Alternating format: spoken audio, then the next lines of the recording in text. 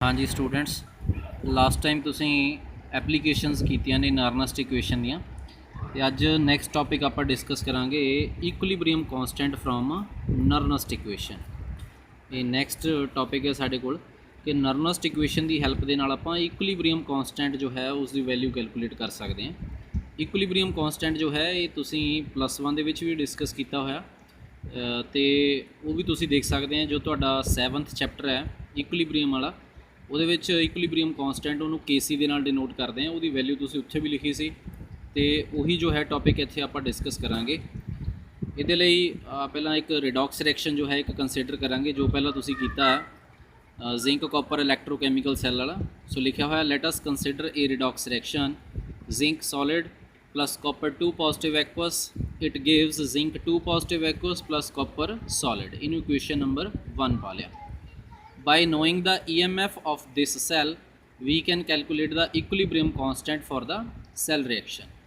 so इस cell reaction ਦੇ ਲਈ ਜਦੋਂ ਆਪਾਂ EMF ਇਸ cell ਦੀ ਪਤਾ ਕਰ ਲਵਾਂਗੇ ਉਹਦੇ ਨਾਲ ਫਿਰ ਆਪਾਂ equilibrium constant ਜੋ ਹੈ ਉਹ ਕੈਲਕੂਲੇਟ ਕਰ ਸਕਦੇ ਹਾਂ। at equilibrium the electrode potentials of the two electrodes become equal। ਜਦੋਂ ਇਕੁਇਲਿਬਰੀਅਮ ਹੁੰਦਾ ਹੈ ਉਸ ਸਮੇਂ ਦੋਨੋਂ ਜਿਹੜੇ ਇਲੈਕਟ੍ਰੋਡਸ ਨੇ ਉਹਨਾਂ ਦੀ ਇਲੈਕਟ੍ਰੋਡ ਪੋਟੈਂਸ਼ੀਅਲ ਵੈਲਿਊ ਬਰਾਬਰ ਹੋ ਜਾਂਦੀ ਹੈ। ਇਹ ਤੁਸੀਂ +1 ਦੇ ਵਿੱਚ ਪੜ੍ਹਿਆ ਹੋਇਆ ਪਹਿਲਾਂ ਕਿ ਇਕੁਇਲਿਬਰੀਅਮ ਤੇ ਜਾ ਕੇ ਫਾਰਵਰਡ ਤੇ ਬੈਕਵਰਡ ਰਿਐਕਸ਼ਨ ਦੋਨੋਂ ਜੋ ਨੇ ਉਹ ਬਰਾਬਰ ਹੋ ਜਾਂਦੇ ਆ। So that EMF of the cell is 0। So it means ਉਸ ਸਮੇਂ ਫਿਰ ਜਿਹੜੀ EMF ਹੈ ਸੈੱਲ ਦੀ ਉਹ 0 ਹੋ ਜਾਣੀ ਹੈ, ਕਿਉਂਕਿ ਤੁਸੀਂ ਪੜ੍ਹਿਆ ਕਿ EMF is equal to E cathode minus E anode. जेकर कैथोड तो एनोड की वैल्यू बराबर होगी तो इट मीनस EMF जो है वो 0 हो जाती है। From equation 1 let us assume that the concentration of zinc 2 positive aqueous and copper 2 positive aqueous are equilibrium concentrations and then the equilibrium constant Kc is given as. कहते आ इक्वेशन नंबर 1 तो ये चीज़ अज्यूम कर ली जाती है कि जो zinc 2 positive की कंसनट्रेशन है तो कॉपर 2 पॉजिटिव की कंसनट्रेशन है, ये दोनों की वो इक्विलिब्रियम कंसनट्रेशनस ने। तो फिर जो इक्विलिब्रियम कॉन्स्टेंट Kc है इनू कहते इस तरह लिखा जा सकता है कि Kc is equal to molar concentration of zinc 2 positive जोड़ा एनोड है divided by molar concentration of cathode. ये +1 च रिलेशन दिता होंगे इसका कि Kc is equal to molar concentration of anode over molar concentration of cathode. So इत्थे फिर for the above redox reaction the Nernst equation is, so आ जो रिडॉक्स रिएक्शन है ये नर्नस्ट इक्वेशन इस तरह है E cell is equal to E nought cell minus 2.303 RT upon 2F NF होंदा है। सो 2 इत्थे इस करके लगा दिता क्योंकि इत्थे नंबर ऑफ इलैक्ट्रॉन्स जो शिफ्ट हो रहे हैं वो 2 ने। So into log molar concentration of zinc 2 positive aqueous over molar concentration of copper 2 positive aqueous. So ये जो है साढ़े को molar concentration of zinc 2 positive aqueous तो molar concentration of copper 2 positive aqueous इनू आप Kc लिया होया इत्थे।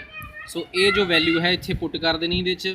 सो ये इक्वेशन बन गई E cell is equal to E nought cell minus 2.303 RT upon 2F into log Kc। Next at equilibrium state the electrode potential value of cathode and anode are equal then E cell is equal to 0। पहला भी मैं तुहानू दस्सिया इस चीज़ के बारे कि जो equilibrium condition होंदी है फिर उस समय कैथोड तो एनोड की जी EMF है वो या E सैल है वो बराबर हो जाती हैं। तो इत्थों E सैल होंदा साडे कोल कि E cell is equal to E cathode minus E anode. तो कैथोड तो एनोड दी वैल्यूज़ सेम है इस करके E सैल जो है वो 0 ले ली जाती है। ये वैल्यू इस इक्वेशन पुट कर दें तो हो गया 0 is equal to E nought cell minus 2.303 RT upon 2F into log Kc। So इनू इधर ले आए तो ये फिर इधर आके E नॉट सैल जो है वो माइनस हो गया, इत्थे माइनस पा लिए तो इत्थे भी ये माइनस है तो ये माइनस माइनस कैंसल हो जाते हैं। इस करके लिखा हुआ इत्थे E nought cell is equal to 2.303 RT upon 2F into log Kc। तो हुण जेकर इत्थे RT तो F दी वैल्यूज़ पुट कर दिए स्टैंडर्ड कंडीशनस के उत्ते आर की वैल्यू 8.314 जाउल पर कैलविन पर मोल, टैंपरेचर 298 कैलविन जो रूम टैंपरेचर होंदा है, तो एफ फैराडे कॉन्सटेंट जिसकी वैल्यू होंदी है 96,500 कूलम। सो इत्थे फिर नैक्सट लिखा होया एट 298 कैलविन मीनस सारिया वैल्यूज़ जो पुट कर दित्तियां तो E nought cell is equal to 0.059 divided by 2 log Kc और E nought cell is equal to 2 ਦੇ ਨਾਲ डिवाइड करके भी आ गया ਸਾਡੇ ਕੋਲ 0.0295 log Kc। सो इत्थों फिर जेकर सानू आ जाए कि इक्विलिब्रियम कांस्टेंट जो है Kc इस दी वैल्यू पता करनी है तो सानू E नोट सैल पता होनी चाहिए है। तो फिर आप आ वैल्यू ये डिवाइड कर दें तो लॉग नूं इधर जाके फिर एंटी लॉग हो जाता है। इसे बेस्ड अगे नूमैरिकल आएंगे, वो नूमैरिकल तुहाडे नाल डिस्कस करांगे आपां। तो इत्थे एक इंपॉर्टेंट क्वेश्चन भी आ जाता एक नंबर दे विच कि what is the significance of equilibrium constant Kc। जो इक्विलिब्रियम कांस्टेंट Kc है इसकी विशेषता, इसकी महत्ता की होंदी है। सो लिखा होया the value of Kc gives the extent of the cell reaction. Extent means मात्रा कि रिएक्शन किस हद तक हो रहा, किन्ने रिएक्टेंट्स तो किन्ने प्रोडक्ट बन गए।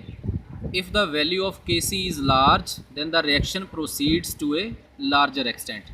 जिन्नी ज़्यादा Kc की वैल्यू होगी उन्ना ही जो रिएक्शन है वो फॉरवर्ड डायरैक्शन दे विच जांदा है। सो अज दे लई इन्ने टॉपिक सही।